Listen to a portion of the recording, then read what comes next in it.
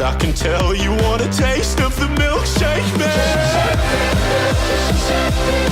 I can tell you want a taste of the milkshake man. We are here with Gojo, who will be representing Australia at this year's Eurovision with the song Milkshake Man. Gojo, welcome. Hey, thanks for having me, guys. No, thank you so much for joining us.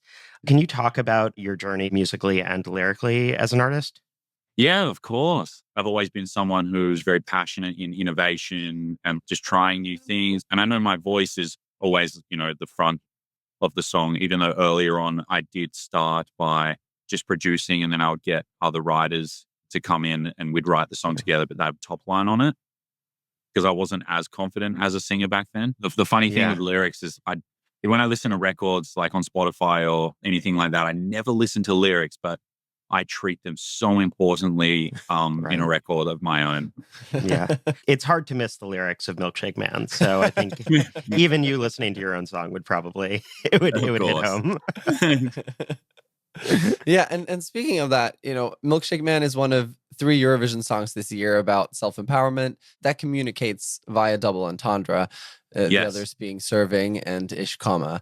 How do you see the themes of sexual liberation and self-empowerment operating in your song? Well, it's what I love about songwriting is you can listen to a song and you can have your own meaning of it. It's like I listen to a lot of songs and I'm like, whoa, I had no idea that was about, like a red car cruising through Paris. But then I go into what the artist actually wrote it about. And it's like, whoa, it has this whole different, deeper meaning that this artist is like using through a metaphor. And it's like, whoa, as musicians, if we're talking about love or a breakup, we don't want to talk about it directly. We want to talk about it through a lens that someone else hasn't looked through before. Talking about Milkshake Man, can you talk about the process of writing that with Shepard? After I was told that I was representing Australia, I went on a 2-day writing camp with Shepard and we ended up writing about 10 songs in the 2 days. I have been writing songs for like 11 years now. And it was seriously like the funnest session I've ever had. I'd stay for dinner afterwards and you can get a lot of lazy writers, a lot of lazy producers. But these guys, it's obvious throughout their catalog as well, like why they are who they are. They're such perfectionists and they're so talented at it. Can you talk a little bit, like out of those 10 songs, like why Milkshake Man was the one that you selected to submit? Secondarily, do you have any hints about some of those other songs? Oh, of course. Yeah. So the reason that was selected to us, like it has so much depth. The song sits on 2 keys. So it's in B flat major, but it's also in C major. So it has this complexity to it. And it also has a lot of hooks in it that we were really liking, the play on words. And all the other songs are like, we're definitely going to be releasing some of those as well because they're really great. And it was even when we had Milkshake Man, we had submitted Milkshake Man and another song as well. It all started when I was on tour in Germany. I was doing like a big festival run off the back end of the success of Mrs. Hollywood. I remember my guitarist said to me out of nowhere, he was just like, "Oh, Gojo, you should do Eurovision." He was half asleep apparently as well. He doesn't remember it, which is hilarious. And I didn't respond either. I just listened, and because I was in the back seat, he was in the front seat of our tour van. Because I've always loved Eurovision, I've always loved being a spectator, but I never thought about being an actual contestant, like a participant. And then I thought about it more and more, and I was like, this is such an incredible idea. And that was when I reached out to my publicist to put some feelers out. And then I ended up having a few interviews with SBS.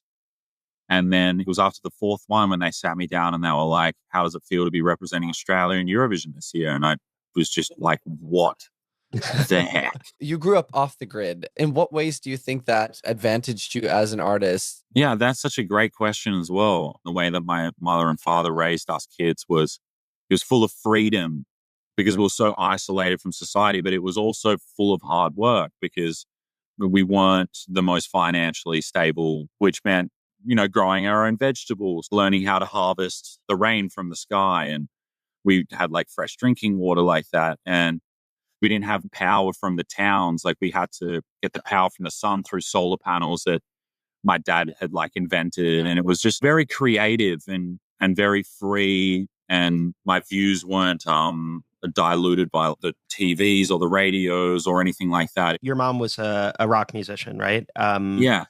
What did you learn from her? She's always been and my dad as well, they're both very passionate with music and they love music. And it's funny because my mum's more of a rock and roll girl, but then my dad loves pop music, but he also loves world music. That was kind of our form of entertainment as well, because, we weren't sitting around a TV, and we'd have like fires outside and we'd have music. And mum is one of the most beautiful singers I've ever heard. I think growing up, it was never pushed on me to be like, you should be a musician, you should learn to play guitar. Mum just put things in front of us, and then, if we wanted to, we'd just pick it up. I love that. I'm just going to leave this instrument here. Do what you will. You can play it if you want. Potentially be a Eurovision artist in exactly. 22 years. The seed was planted there. And Australia wasn't even in Eurovision at that time. But I'm also a French citizen as well, so maybe next year, yeah. That would be cool as well. I love France. Mrs. Hollywood obviously went viral. She's always MIA, way out in California. What can I say? She's got a talent for it. And Milkshake Man sort of had a similarly kind of large impact on the Eurovision community when it was announced. So I guess what have you learned from those two songs about what grabs people or impacts them the most when they listen to new music? It's kind of like finding the secret antidote to cure chickenpox. It's pretty impossible. And, I think these things just happen on chance sometimes. But I also don't believe in luck. And I think it's the more times you give yourself an opportunity to be successful, to win, the more times you are going to do it. Mrs. Hollywood, that song in particular, I probably took me over 1,000 songs to get that one. And then it's every time you make one after that, you get better and better and better. And you start understanding things a bit more. And I think your brain starts leaning into the territory of the catchy melodies, to the importance of a chord underneath a melody, and having each moment in a chorus and having those little ear candy things that people remember forever. These other two songs I'm mentioning earlier have also been brought up a lot with the fact that this is the 69th Eurovision. So are we going to see some sort of super collab between the three of you? Well, me and Erika have been talking about doing a song. I haven't spoken to Mariana about it yet, but definitely would love to do that after the competition, literally the biggest competition in the world. It would be such an incredible thing for the fans. I know they would love it. And it's a great opportunity for us as well. I'm all for it, and definitely will be reaching out and trying as hard as we can to make that happen. That is a perfect place to wrap up. Gojo, thank you so much for joining us. When I say sweet, sweet, you say? Yum, yum. Nice. Just had to make sure. I watched the video of the Australian Prime Minister incredible.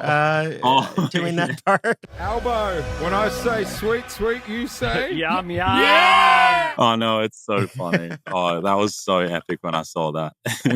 That's wild. You guys should come over anytime. That would be lovely. Well, I hope rehearsals go amazingly, and thank you so much for taking the time. Thanks for giving us the time. We really appreciate it as well. All the mysteries of the Euroverse.